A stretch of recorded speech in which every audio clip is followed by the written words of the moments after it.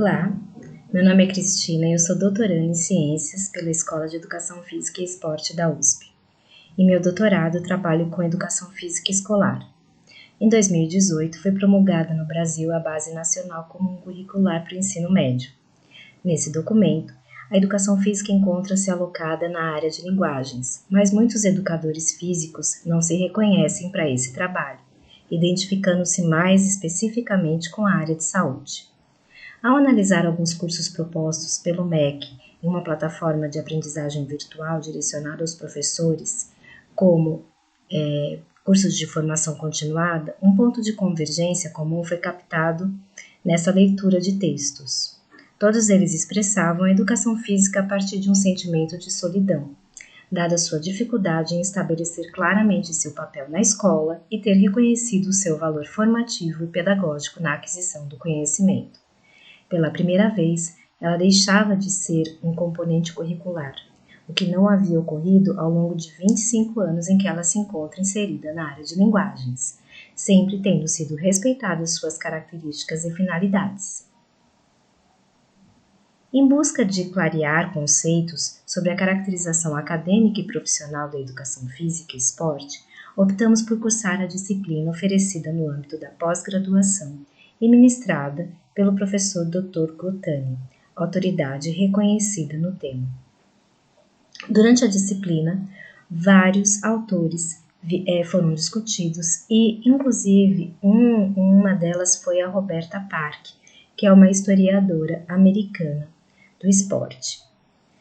A Roberta, ela faz todo um percurso muito interessante desde o início da educação física, como ela se deu, ainda ligada às questões de raça, de hereditariedade, até com o avanço da ciência, ela se aproximar das ciências humanas.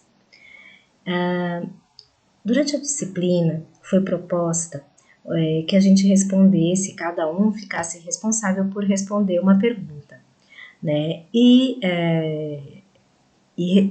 apresentar um seminário. Eu fiquei com uma pergunta de educação física, uma área que se enquadra nas ciências humanas, sociais ou biológicas. Então, a ideia era buscar uma resposta para isso. Né? Aqui eu coloquei para vocês humanas ou sociais, então pessoas, né, que estão aí em conjunto, e biológicas, um médico, enfim, prescrevendo aí uma receita, né? Será que a educação física está onde? Se a gente olhar aqui numa tentativa de uma primeira categorização no Ministério no Ministério da Educação, nós temos uma categorização dela nas ciências da saúde, né?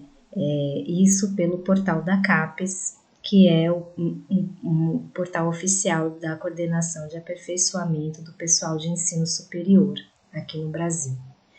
Então, em princípio, a gente pode dizer que ela está mais ligada à área das ciências biológicas, né, ou sociais, vamos dizer assim.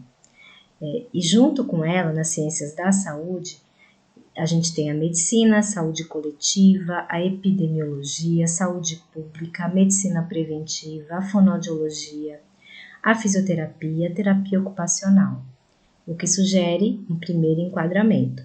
Só sugere, né, esse primeiro enquadramento da educação física. Bom, o que a gente vai fazer? A gente vai traçar um percurso gerativo de sentido em busca de responder essa pergunta. Então, metodologicamente, nós optamos por revisitar 7 textos da Roberta Park, 6 deles estavam recomendados na bibliografia do curso, e nós extraímos de uma própria referência da autora em um dos textos, né, que foi esse primeiro texto que eu coloquei, que é o de 1987A. Assim, a gente chegou a um corpus de 7 textos, dos quais eu vou destacar aqui os trechos mais relevantes, que eu chamei de considerações parquianas. Então, no início, a Roberta, ela associa, claro, a educação física com a biologia, com o desenvolvimento de uma raça forte, então as questões hereditárias eram muito importantes, a questão da alimentação era muito importante, visando o quê? O desenvolvimento de uma raça forte, uma seleção natural. Já nesse próximo texto, que é o segundo do mesmo ano, ela reitera que os seres humanos eles são seres biossociais.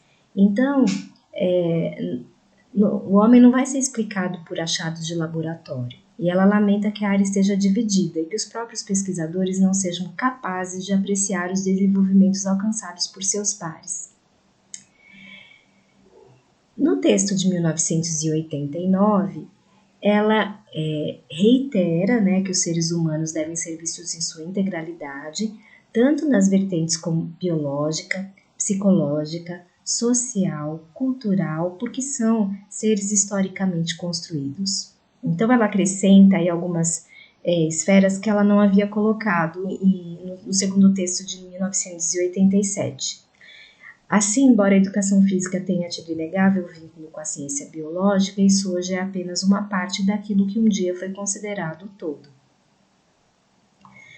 O texto de 91 é um dos mais sombrios de Park. O próprio apelo imagético do título alude às lutas internas vivenciadas pela área de educação física, o que contribui para torná-lo uma casa dividida. A autora comenta a redução ou até mesmo a eliminação de departamentos de educação física, né? E como isso tem afetado diretamente o escopo da área e, por conseguinte, a falta de identidade dos seus membros, né? Porque foi tanta especialização que julgaram que talvez não fosse necessário ter um departamento de educação física. No texto de 98, ela vai cuidar também dar uma atenção para a educação física escolar, né? E ela enfatiza uma tristeza pela desvalorização nos programas escolares, pois esse tinha sido um dos campos em que a educação física mais se consolidou, inclusive como preditora de comportamentos saudáveis dos jovens em termos de práticas de exercícios regulares. Além disso, às mulheres era assegurado um lugar de carreira, oportunidade que elas não tinham em outras profissões, né? Nesse texto, a Roberta também fala que ela se questiona, né, que paradoxalmente, ao mesmo tempo que podemos apontar para um corpo muito substancial de evidências cientificamente derivadas que confirmam os benefícios da saúde e do desenvolvimento do exercício, permitimos que nossa autoridade ficasse severamente comprometida, né? Isso ela realmente enfatiza que é necessário garantir uma coordenação entre os pares e não essa disputa de poder dentro da educação física. Seguindo com o último texto, ela retoma o texto do Franklin Henry como disciplina, né, que foi de 1964, e ela chega à conclusão que após 53 anos, o campo não tinha se desenvolvido como ele esperava, porque o excesso de especialização impediu de se considerar o ser humano em sua integralidade, e para estudar adequadamente, o próprio Henry já falava que precisava observar os seres como biopsicossociais e não de uma forma fragmentada. Com relação às conclusões do conteúdo do Beck, realmente a gente verifica que eles, apesar de ser um curso de formação continuada, eles perpetuam a ambiguidade identitária, ou seja, eles não contribuem para elucidar essa dificuldade, né, de identidade da educação física. Agora, no tocante à questão educação física, uma área que se enquadra nas ciências humanas, sociais ou biológicas, a trajetória realizada permitiu definir que não há uma resposta única à questão colocada, que um quesito preliminar seria pensar a educação física como uma área de conhecimento de natureza acadêmica ou profissionalizante primeiro, e só depois poderíamos verificar exatamente em que área ela está de fato situada, se é que isso é possível, né? Cabe ressaltar que a educação física, ela não não teve início na universidade. O início dela foi fora dos muros, como prática profissional, sem preocupação prévia com pesquisa. Isso é muito importante, assim, se esse for o ponto de partida, sequer cabe a questão, pois as soluções para as problemáticas da sociedade são interdisciplinares e não cabe uma relação de exclusão, mas de complementaridade. Infelizmente, a PAC não se debruçou no estudo da natureza aplicada do campo e provavelmente disso derive o tom sombrio de alguns de seus prognósticos. O que se deve fazer é estabelecer qual o ponto de partida para somente depois tentar contextualizar a educação física. Embora, como eu já disse antes, para resolver os problemas práticos da sociedade não cabe a relação de exclusão, mas de complementaridade. E aqui eu finalizo a minha apresentação. Muito obrigada.